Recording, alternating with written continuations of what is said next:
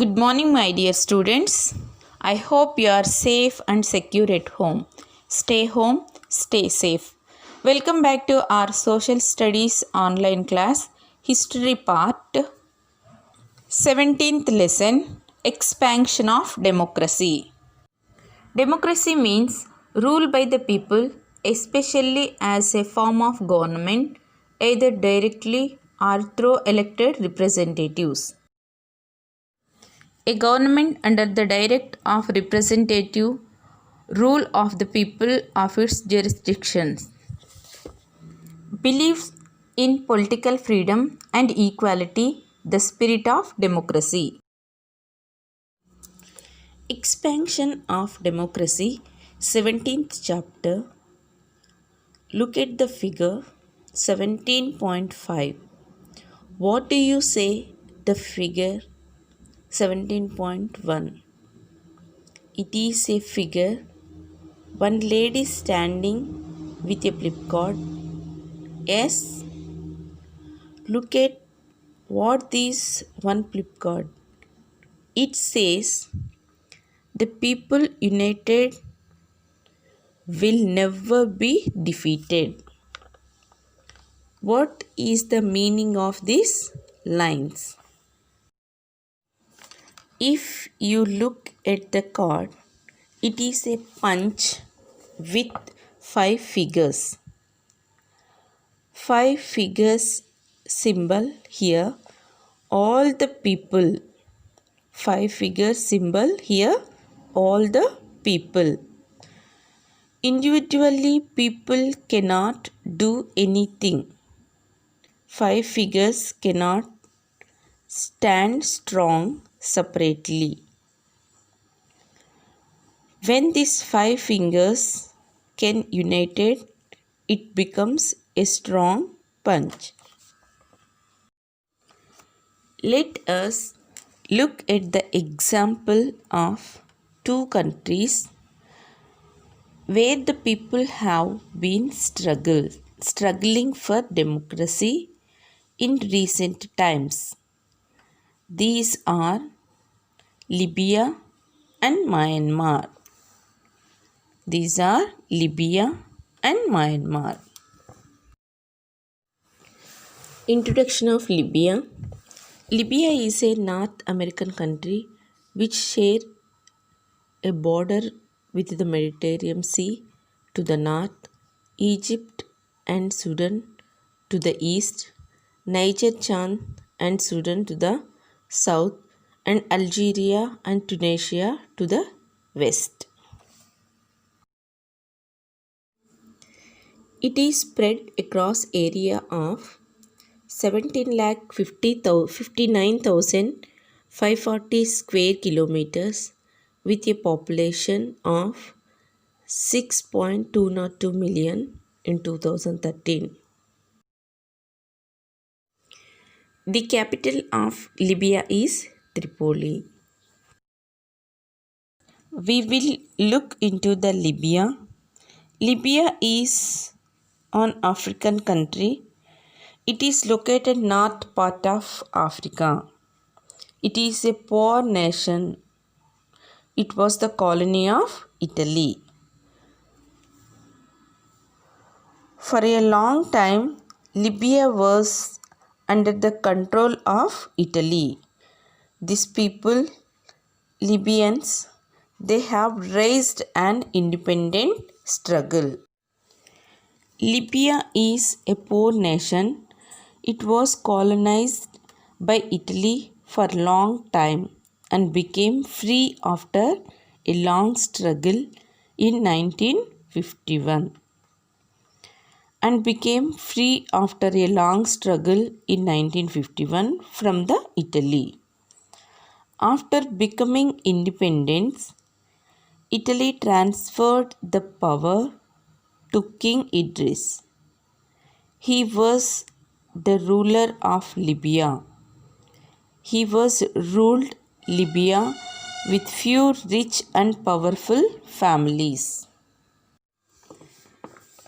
In 1969, Gaddafi and a group of 70 young army officers took over the control of the Kingdom of Libya. This group of officers called themselves Free Officers Movement.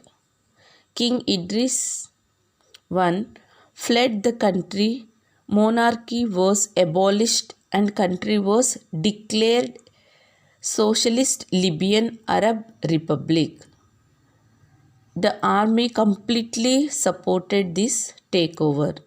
The movement was carried out under the leadership of Revolutionary Command Council (RCC), consisting of 12 members from the military. This new leadership wanted to develop Libya as a modern country and at the same time follow the basic tenets of Islam, which was the religion of majority of the people. So the new regime instituted several reforms which led to the rapid growth of Libya.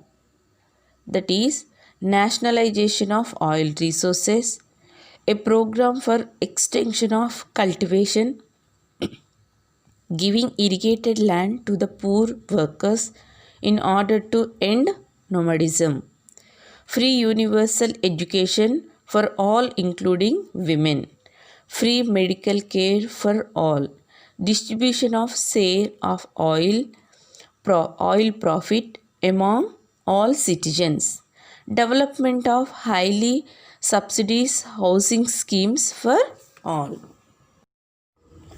As a result of all these, Libya was able to achieve the highest levels of social welfare in the whole of Africa.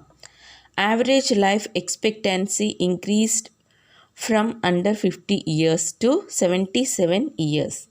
Literacy rate for both men and women is over 90% today. It was difficult to encourage bringing democratic participation of all people in Libya due to conditions of tribalism, nomadism, illiteracy, and restrictions on women was difficult. The new Libyan leadership tried to encourage participation of common people in public affairs.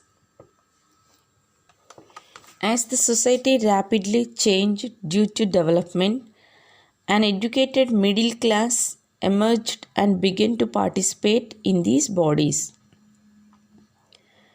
The government under Gaddafi was not ready to trust these democratic bodies. Instead, it created a parallel system of leadership of revolutionary councils, which were appointed and closely controlled by Gaddafi and RCC. The democratic bodies had to implement the decisions of these non-elected leaders. As a result, people lost interest in these bodies, but the government kept trying to enforce their participation. The RCC was also very intolerant of criticism and opposition. It used brute armed force to arrest and kill political opponents. There was no freedom of the press, and independent organizations like trade unions or other associations were not allowed. No political parties were allowed to function in Libya. Such dictatorial functioning helped to consolidate the position of few powerful families that controlled the government and RCC and the oil companies owned by the government. So, rapid development, urbanization, emergence of new economic opportunities, and jobs meant the tribal way of life was slowly getting eroded, and people of different tribes began to mix up and live together in cities. The new middle class emerged in Libya, which was keen to taking up business and industry, but such opportunities were closed due to government policies and controlled of the powerful families. In the latter half of 2010, there were movements to establish democratic governments across the Arab world. It began with a small country, Tunisia, and spread to Egypt, Libya, Bahrain, and Syria, among others.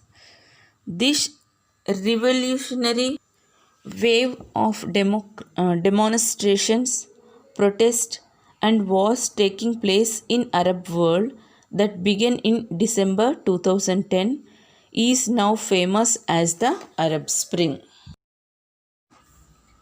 Change in Libya. In cities like Benghazi, the civic amenities were deplorable. Means amenities, public facilities were worse. A large number of its citizens were unemployed and many families did not have a stable income. People from across the country began to interact through internet and mobile phones to share their worse situation. By the February, the protest began to take a violent turn. In the city of Benghazi, people marched against the police. There was firing and people were injured. A situation of people also began to get arms and weapons for themselves. These rebels include a group of professional soldiers who had left the government's army. But the majority were ordinary people, lawyers, workers, engineers, teachers, students, etc. A coalition of all groups that opposed Gaddafi government came together. The security force fired at the people. Protesters attacked government buildings. They also captured the local radio stations. People demanded different things, from renewing earlier constitution to establishing multi-party democracy. Ordinary people armed themselves, while some army members also joined the people. Gaddafi used his army and air force against the people to crush down the protest, and many people were killed. A new government was established and sworn in on 14th November 2012 as a result of free and fair elections in which over 100 political parties participated and 200 representatives were elected. There is possibility and hope for a democratic government in Libya even in the future. The international community is watching Libya. Children, hope you all understood the topic, expansion of democracy in Libya. Thank you.